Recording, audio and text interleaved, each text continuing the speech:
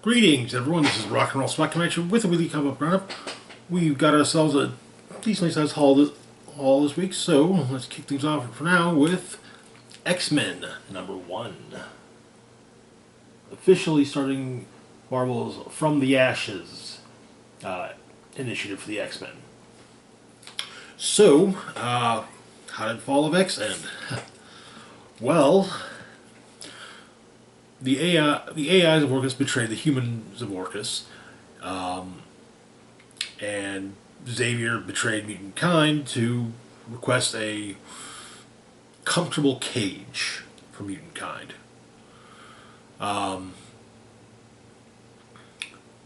The X-Men defeated the coming the Dominion, but the damage was done. Krakoa had been transported to the White Hot Room, and 15 years had passed within the White Hot Room, so the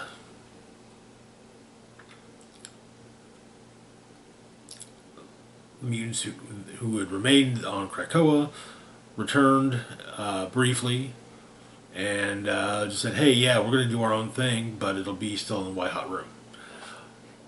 That said, Xavier has been arrested and is currently comatose. So, yeah.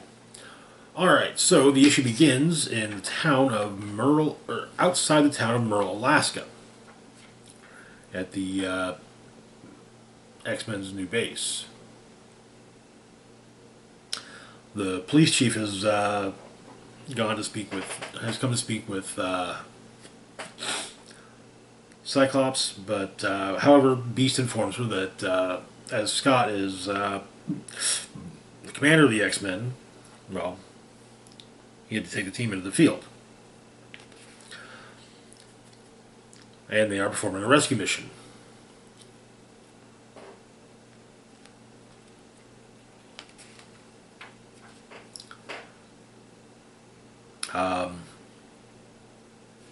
With the Marauder, apparently they've got they're dealing with some Orcus splinter cell known as Fourth School, and Fourth School has kidnapped Wolverine. So yeah, they're gonna get him back. They're gonna try and get him back. And there's more to this as well. But back in Merle, the police chief is being shown around the new base, and the new X-Men's new base is a repurposed Sentinel factory, and that's kind of a thing for the police chief, because they kind of took over the town, and they took over the plant, and well, all those factory jobs. Well, yeah, admittedly, yes, the combined forces of the X-Men and the Avengers trashed the plant, but the factory, but still. And so, Fourth School, back with the rescue team. Fourth School's whole shtick is they're after the AI betrayed the humans of Orcus. Fourth School basically popped up as kind of a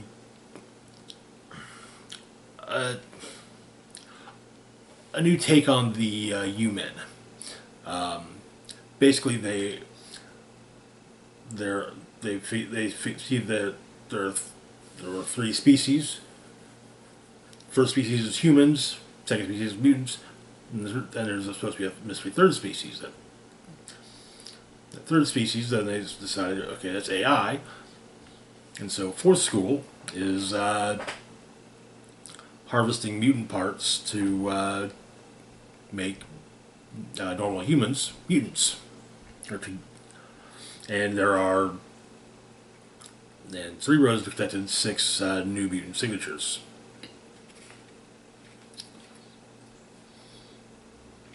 However,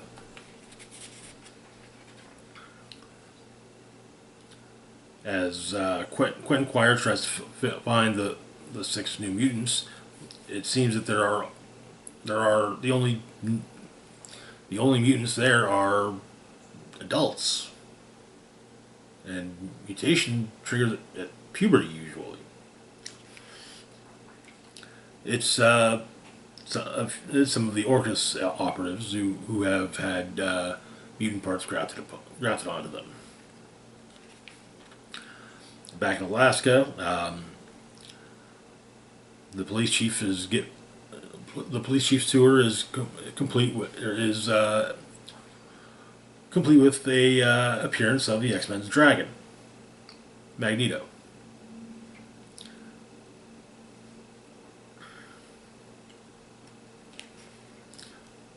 And he's not exactly reassuring, but not exactly confrontational, but he's not going to try and wreck the town. And he's not going to try and wreck the town. So progress.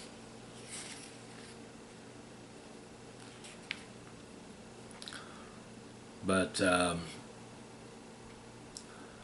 while Fourth School is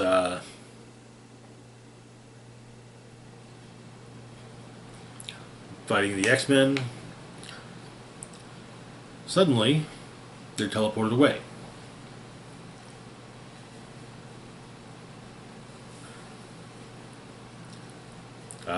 While Logan appreciates the rescue, he says he's not joining Scott's team.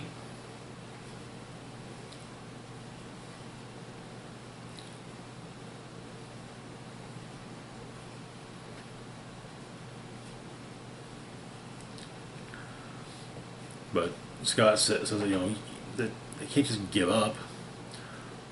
But Wolverine says that he's not giving up, or maybe he is. Maybe he's giving up the parts that don't work. Maybe he should have never left the woods.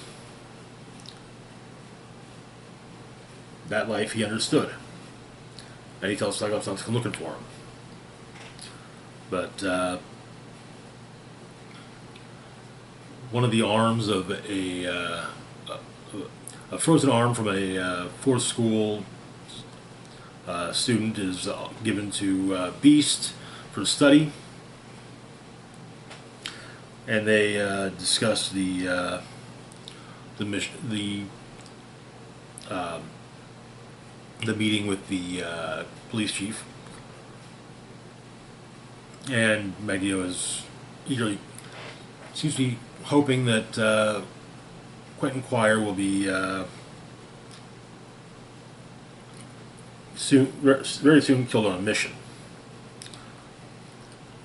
But there's one other pressing matter: a frozen sentinel outside the town.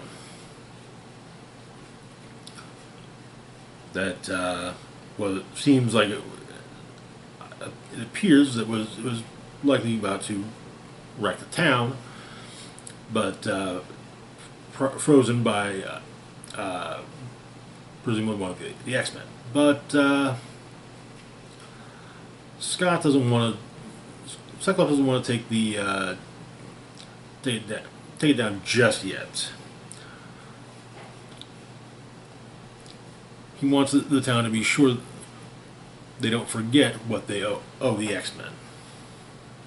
That is where the issue ends. Okay, all right. Good start.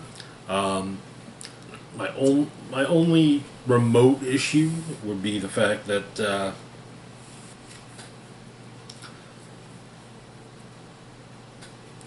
when drawn by Ryan Stegman, Cyclops kind of looks like more of the kid Cyclops from All New X-Men. and not, you know, bordering on middle-aged adult Cyclops. Moving on, though, to our next book, we've got X-Men: Heir of Apocalypse number 3. So after the events of Uncanny number 700,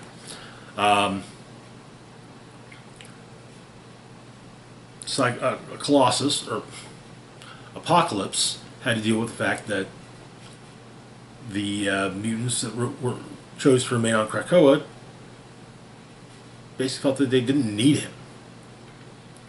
They didn't need him to lead the mutant kind to the future. He didn't take that well, but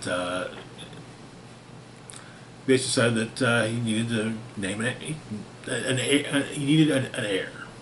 Perhaps he's not the one to lead mutant kind of the future, but you know, he should have some say in who does. So he was recruited. Well, first he offered the position to Sunfire and Archangel. They weren't exactly having it. Then 12 other mutants were each recruited. Cable, not exactly by choice either. Cable, Cypher, Emma Frost, Forge, the Gorgon, Mr. Sinister, Mirage, Wolverine, Laura Kinney, as well as Exodus, Monet St. Croix, aka Penance, Richter, Julio Esteban Richter, and Armageddon Girl. They were to be tested in body and spirit, or in mind and spirit, mind, spirit, body, in a temple, starting the temple in Egypt. As they passed the test of the temple, there was an attack on a Egyptian town nearby by a mutant calling himself Genocide, also calling himself Apocalypse's son. The X-Men, the gathered mutants, defeated Genocide, however, at the cost of Exodus, Armageddon Girl, Richter, and Penance. On Arakko, Archangel has gone to attack Apocalypse, however. And the issue opens with their fight. It's actually a pretty even fight. But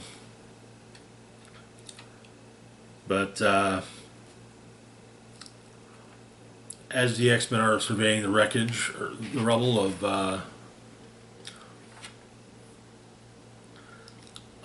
Genocide's attack, they find a tunnel leading to another temple, and so they go in. We get some flashbacks to Sinister's recruitment, as well as to the events of Uncanny 700.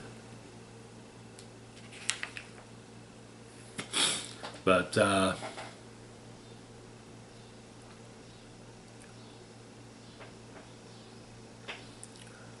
Wolverine stabs Sinister as he hits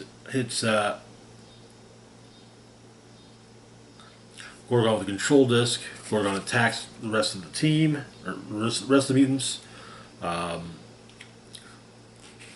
Is taken down by a non-lethal psychic arrow. But Sinister runs off. We also get Emma's recruitment. Sinister tosses a bomb and collapses a bridge, but Emma, as she falls, gets into Sinister's head, tells him to jump, and so he does. And Archangel states that he is He will. He will. Apocalypse states that he will put the needs of his species above his own pride. With Archangel saying that every mutant who dies in this contest is on his head. However, they're not dead. They're all in stasis. Or they're not dead. Those who have seemingly died are instantly teleported to at the moment of their failure, as he puts it. Quite alive.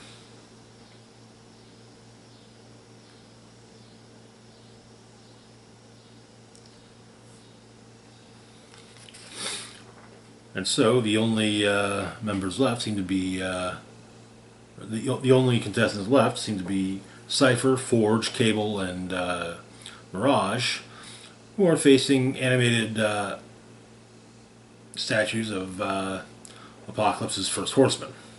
And that is where the issue ends. This has been an interesting book. I have to say that I kind of had the first, especially the second issue, left a bad taste in my mouth because of the deaths of the apparent deaths of, namely of Richter and Exodus, both of whom had a lot of growth in the Krakoan age, and I kind of felt like that was basically editorial saying, yeah, throw that shit away. Throw that shit out, we don't need it, so we're going to throw that shit out, so, you know what, we'll kill the characters off. And at some point down the line, some other writer can bring them back. But that's not the case. Moving on, though, to our next book, we've got Ghost Rider Final Vengeance, number 5. So, the Hood, Parker Robbins, has stolen the spirit of vengeance from Johnny Blaze, and he's made a play at taking over Chicago. And he seemingly succeeded. But Ghost Rider, however, has recruited an ally in the form of Zeb. Zeb and Ghost Rider and Blaze are making their way through to Chicago. They encounter a longtime ally of Zeb's, a nun with no face, who used to be an exorcist for the Vatican, and apparently she's got quite the arsenal hold up in her in the basement of the church that she's in. Along with the arsenal is Johnny Blaze's old costume, basically the outfit he wore during the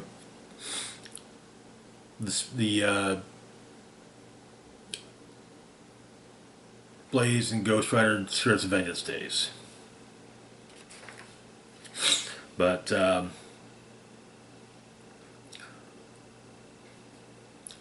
among other things, the Hood is trying to make things up to his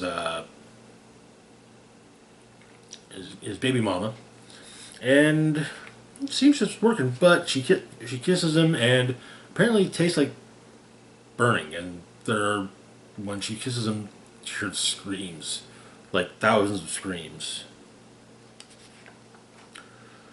But Zeb and Johnny are making their way through. They encounter a horde of rats that is basically becomes an avatar for Mephisto, and they decide they're obviously on the right track. The Hood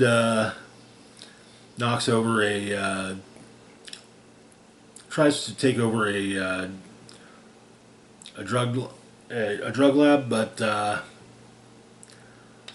person operating it decides to blow it up and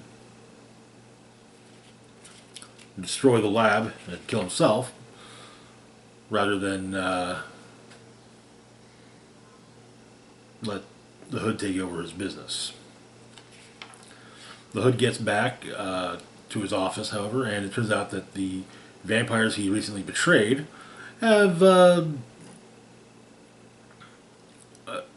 basically considered Parker their debt, and that debt is blood. And Parker goes to his the apartment that his baby mama and daughter live in, and they're both turned. And well, yeah, he's pissed. So he's gonna just basically burn the entire city down. But Blaze and Zeb are there to stop him, and that is where the issue ends. This has been an interesting book. I'm hoping that we get a new Ghost Rider ongoing out of it. Maybe one of the last 30 issues, since this is the last issue of the miniseries, and then legacy number 269. So yeah, let's get Ghost Rider to 300 issues.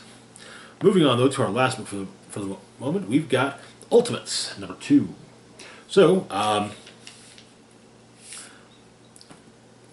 Ultimates number 1. Iron Lad, Captain America, Thor, Sif, and Doctor Doom got their first recruits. Husband and wife exterminators, Henry Pym and Janet Van Dyne. But they also fought one of Captain Britain, and kind of embarrassed him. But they figure they're on a clock, an 18-month clock. That's when the Maker will emerge from being lost in time. Anyways, so it's July 4th in Washington, D.C. And the Ultimates attack the White House.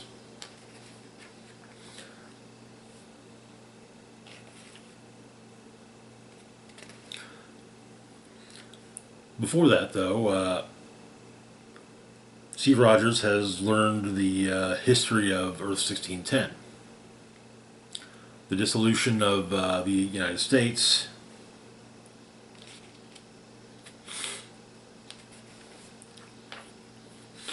but when they arrive at the White House, when they get to the Oval Office, Iron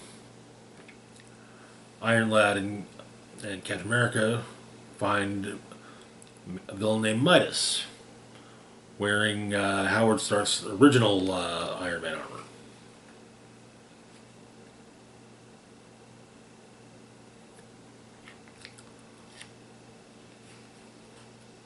But